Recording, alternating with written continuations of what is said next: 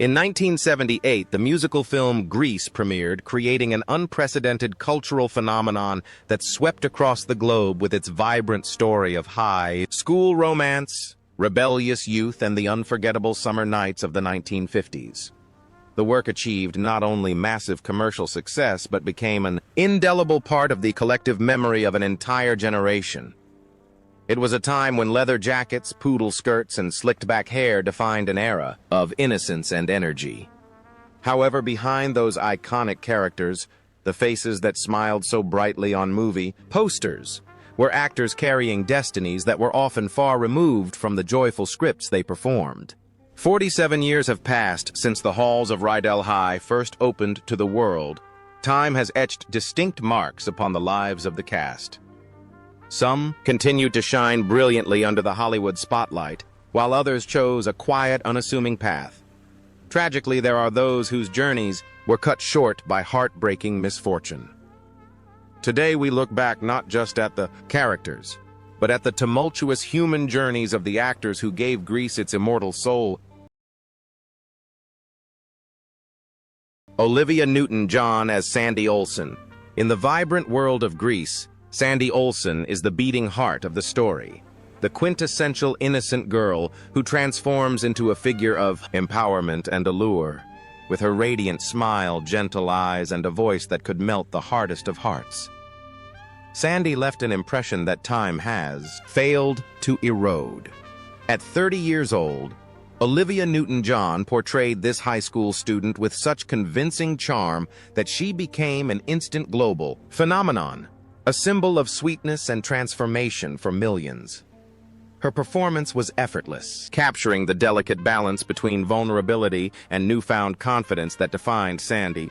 However, once the cameras stopped rolling and the music faded, the life of the woman behind Sandy took a trajectory filled with shadows that contrasted sharply with her on-screen luminosity. Olivia's reality was not a choreographed dance number. It was a battle for survival and a search for peace. Her marriage to Matt Lattanzi, which appeared picturesque to the public eye, crumbled under the relentless pressures of fame and the demanding nature of her career. Following that heartbreak, she placed her fragile hope in Patrick McDermott, a man who seemed to offer the safety she craved. But in a twist, more tragic than any fiction, McDermott vanished without a trace during a fishing trip at sea.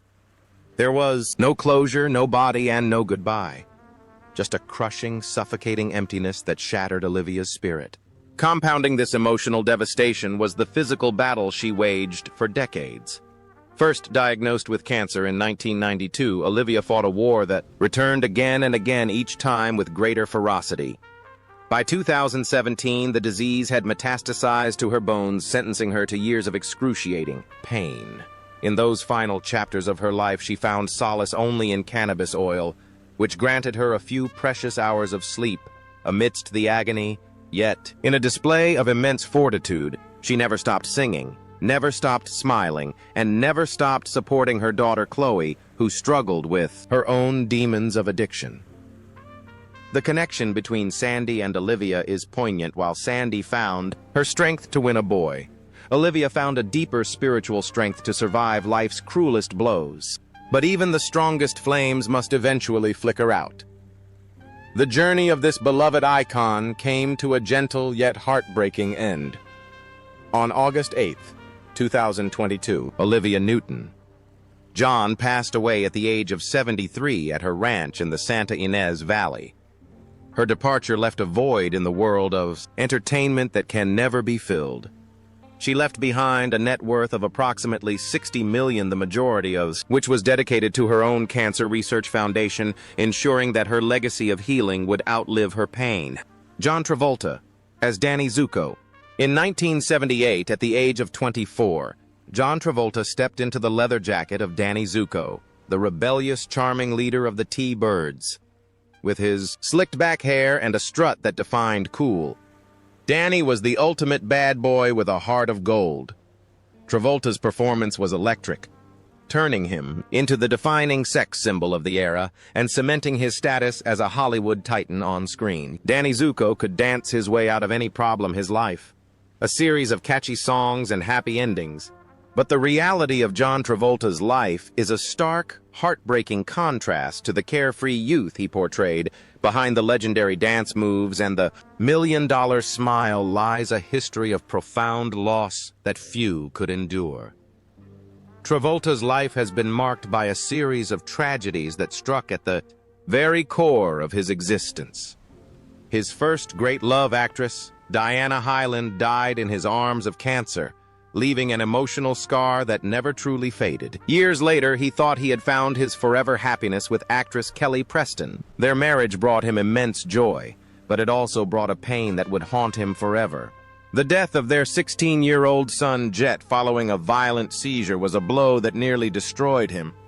The grief was catastrophic, forcing John and Kelly into deep therapy just to survive the days, all while the media relentlessly hounded him with scandals and accusations, isolating him in his sorrow, just as he began to find his footing again. Cancer, the same thief that took his first love, returned to claim his wife, Kelly Preston, in 2020. Once again, Travolta stood by the bedside of a dying woman he adored, forced to be the pillar of strength for his surviving children while his own world crumbled.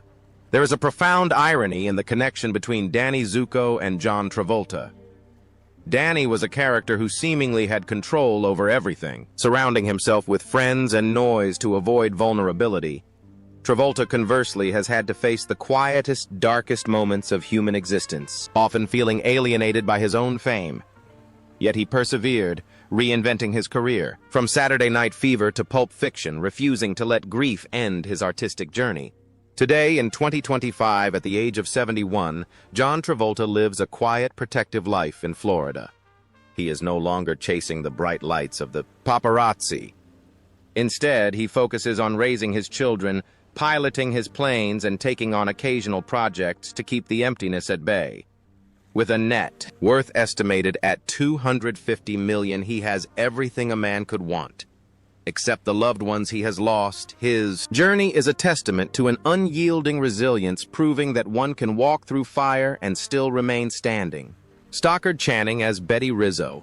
Stockard Channing was 33 years old, significantly older than her high school character, when she took on the role of Betty Rizzo, the cynical, tough-talking leader of the Pink Ladies. Rizzo was the complex soul of Grease, a girl who mocked sentimentality to protect her own vulnerability. With her mocking smile and guarded eyes, Stockard delivered a performance that was raw and real, culminating in the emotional ballad, "There Are Worse Things I Could Do." She was the character who understood that life wasn't a fairy tale, a sentiment that would eerily echo in Stockard's own life. Behind Rizzo's confident sneer was a woman grappling with a tumultuous private reality. Stockard's life off-screen was marked by a profound instability. In her personal relationships, she navigated through 4 marriages, all of which ended in divorce, with one lasting a mere 3 days. She had no children and no traditional family unit to retreat to when the world became too heavy. Despite a flourishing career that spanned stage and screen, from 6 Degrees of Separation to The West Wing, Stockard battled severe depression. She spoke openly about the torment of aging in Hollywood and the cruel scrutiny women face, admitting that her toughness was often just a survival mechanism. The parallel between Rizzo and Stockard is striking. Both women used a sharp wit and a cold exterior to shield themselves from judgment and pain. But while Rizzo found a happy ending with Kaniki, Stockard faced a reality of solitude. Her longest and most significant relationship, spanning over 2 decades with Daniel Gillum, ended, not with a breakup, but with his death in 2014. This loss left her alone once again, facing the silence of an empty home. Today, in 2025, at the age of 81, Stockard Channing resides mostly in London. She lives a life of quiet dignity, occasionally emerging for select theatrical roles, the one passion that has never betrayed her. With a net worth of around $15 million, she is financially comfortable, yet her life is a testament to the fact that success cannot cure loneliness. She remains a symbol of resilience. A woman who, much like Rizzo, continues to stand tall despite the scars she carries. Michael Tucci as Sonny. Michael Tucci played Sonny Lettieri, the brash, wisecracking T-Bird who always had a joke, but often ended up the butt of them. Born in New York, Tucci was 32 when he donned the leather jacket. Sonny was the character who tried too hard to be a tough guy, hiding his insecurities behind bravado. In reality, Michael Tucci's life was marked by a search for identity and a desire to heal from deep personal losses. The death of his brother to cancer created a void in his life that fame could never fill. A painful divorce further deepened his sense of not fitting in, a feeling that strangely mirrored Sonny's own awkward attempts at coolness. Unlike the other T-Birds who chased Hollywood relentlessly, Michael felt the toll of the industry. He spent years working in character roles from Diagnosis Murder to various TV spots, but he also sought purpose elsewhere. At one point, he famously left acting to intern at a law firm, eventually becoming an assistant prosecutor. It was a radical shift, but he soon realized his soul was too sensitive for the cold, hard world of law. He eventually returned to the arts, not as a star, but as a high school theater teacher guiding the next generation. There is a beautiful symmetry here. Sonny was a student who didn't take school seriously, while Michael Tucci became the teacher who did. Now, in 2025, at the age of 79, Michael lives a life of peace. He has stepped away from the chaotic ambition of his youth. With a net worth of around $5 million, he lives comfortably content with the memories of the T-Birds, but happier in the quiet reality he has built. He is the survivor who found that peace wasn't in the spotlight, but in the classroom and the quiet moments of life. Eve Arden as Principal McGee. Eve Arden was a legend. Long before she walked the halls of Rydell High, born in 1908, she was 70 years old when she played Principal McGee, the stern yet comically bewildered headmistress in Grease. To a new generation of fans, she was the authority figure who couldn't quite control the chaos of the T-Birds. But to those who knew Hollywood history, she was a comedy icon with a career spanning 60 years.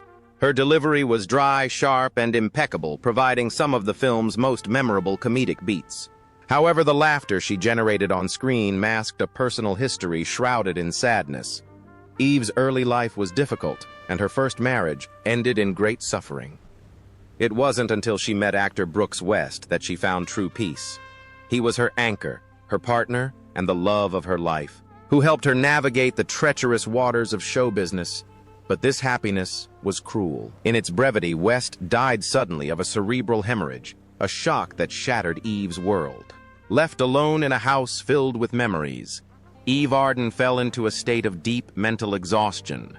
The vibrant woman who could command a screen with a single raised eyebrow began to fade. She suffered from insomnia and loss of appetite, her will to act slowly draining away along with her grief. Then came the final blow: colon cancer. It arrived like a silent sentence, inflicting excruciating pain and sapping the energy of a woman who had always been full of life. It spread rapidly, leading to heart failure and robbing her of her physical strength. The contrast here is poignant. Principal McGee was a woman of rules and order, a pillar of stability at Rydell High. Eve Arden's final years, however, were defined by the chaos of grief and the uncontrollable ravages of disease. Eve Arden's journey came to a close on November 12, 1990, at the age of 82. She passed away from complications of cancer and heart failure, leaving behind a modest fortune but an immense legacy. She was not just a principal in a movie. She was a master of her craft whose final lesson was one of endurance in the face of heartbreak. Didi Conn as Frenchie. In the colorful tapestry of Grease, Frenchie is the thread of pure sweetness. Played by Didi Conn, listed in records as Didi Conn at the age of 26. The pink-haired beauty school dropout was the character who brought innocence and dreams to the screen. With her unique voice and wide-eyed optimism, Frenchie was the friend everyone wanted, kind, supportive, and endlessly hopeful. But the life of the woman who played her was not always a colorful dream. After the lights of Hollywood dimmed, Didi faced a reality that required a different kind of strength than she ever displayed on screen. Her first marriage ended quietly, leaving her with feelings of failure and uncertainty. She eventually found stability with composer David Shire, believing she had found her happy ending. However, life presented her with a profound challenge when their son Daniel was diagnosed with severe autism. The role of Frenchie, a girl trying to find her path, suddenly mirrored Dee Dee's own life as she navigated the complex world of motherhood and medical care. For years, she lived a double life, bouncing between glitzy film sets and sterile hospitals. She later admitted to crying in her dressing room, overwhelmed by the fear that she wasn't strong enough to be both a star and the mother her son needed. Prioritizing her family, she stepped back from major career opportunities, turning down fame to be Daniel's constant advocate. In this sacrifice, Dee Dee Khan found her true calling. She became a fierce champion for autism awareness, using her celebrity to fight for children like her son. The connection between Frenchie and Dee Dee is touching. While Frenchie cared for her friends' appearances, Dee Dee cared for the world's understanding of neurodiversity. In 2025, at the age of 74, Dee Dee Khan continues her philanthropic work. She takes occasional small acting roles, but her primary focus remains her family. Living quietly with an estimated net worth of $7 million, she has found a peace that fame could never provide. Her journey is not defined by blockbusters, but by the love and advocacy she pours into her son's life. Joan Blondell as Vi. Joan Blondell was a veteran of the golden age of Hollywood when she took on the role of Vi, the weary but wise waitress at the Frosty Palace at the age of 71. Though her screen time in Grease was brief, her presence was commanding. In the dim light of the diner, her eyes held a lifetime of stories reflecting a mix of cynicism and warmth that grounded the film. She was the mother figure to the kids, the one who had seen it all. Sadly, Joan herself had indeed seen it all, and much of it was painful. Her personal life was a series of heartbreaks. All 3 of her marriages ended in divorce. The deepest wound came from her second husband, Dick Powell, the love of her life, who left her for Shirley Temple, a betrayal that haunted her for decades. Later, she sought happiness with Mike Todd, only to find herself trapped in a volatile cycle of violence and financial extravagance that drained her spirit. Even after escaping that marriage, the sudden death of Todd in a plane crash left her wrestling with complicated grief. By the time she filmed Grease, Joan was hiding a devastating secret beneath the waitress uniform and the meticulously applied makeup she was fighting: terminal leukemia. She was in pain, her body failing her, yet she refused to show weakness. Finishing Grease and The Champ became her final mission. A testament to her professional dignity, Vi was a character who served others. Joan was a woman who served her craft until her very last breath. The indomitable Joan Blondell passed away on Christmas Day, December 25, 1979, at the age of 73. She died in the arms of her children. Just a year after Grease was released, she left behind a small fortune but a massive legacy of resilience, proving that a true star shines brightest even when the darkness is closing in. Annette Charles as Cha-Cha DiGregorio. Annette Charles burst onto the screen as Cha-Cha DiGregorio, the best dancer at St. Bernadette's and the fiery antagonist who steals Danny from Sandy during the televised dance-off. At 30 years old, her performance was electric, full of attitude and confidence. She was the girl you loved to hate, the obstacle in the path of true love. But the story of Annette Charles is one of incredible grit and surprising humility. Behind the scenes of that iconic dance sequence lies a harrowing truth. Annette was suffering from an ectopic pregnancy during the filming. In immense physical pain, she refused to stop pushing through the agony to complete her scenes on Thunder Road and the dance floor before being rushed to the hospital for emergency surgery. That level of dedication is rare, yet it defined her character. After Grease, Annette made a choice that few in Hollywood make. She walked away. Realizing that the superficial nature of fame wasn't for her, she returned to school, earned her degree, and became a professor. She traded scripts for textbooks and red carpets for classrooms. However, her life was not without its struggles. She faced a mediocre marriage and health issues that seemed unfair for someone who lived such a clean life. She never smoked yet, her lungs would eventually fail her. Cha-Cha was a character who demanded attention. Annette, in contrast, sought quiet dignity. Tragically, on August 3, 2011, Annette Charles passed away at the age of 63, just months after her co-star Jeff Conaway cancer had been silently ravaging her body. Though she had hidden her fatigue from loved ones for as long as she could, she died with an estimated estate of just $500, a shockingly modest sum for a cinema icon. But she left behind a legacy of education and an unforgettable performance that cost her blood and tears. Barry Pearl as Doody. Barry Pearl, born in Lancaster, Pennsylvania, joined the T-Birds as Doody at the age of 28. Doody was the goofball of the group, the naive, guitar-playing kid with a goofy smile who captured hearts with his innocence. It was a role that required a specific kind of charm, and Barry delivered it perfectly, becoming a beloved part of the ensemble. However, unlike Travolta or Newton, John Barry Pearl's trajectory after Grease did not rocket into the stratosphere of superstardom. His life became a study in quiet persistence, rather than public glory. The role of Doody remained the absolute peak of his film career. The phone didn't ring with, "Blockbuster offers the paparazzi didn't camp on his lawn." For many, this silence could have been crushing, but Barry found a different way to define success. He embraced the world of theater and education. Barry didn't let the fading spotlight dim his passion. He spent decades teaching acting, working with people with disabilities and touring in smaller productions. There is a poignant nobility in his journey while Doody was a character trying to look cool for his friends. Barry became a man who dedicated his life to helping others find their voice.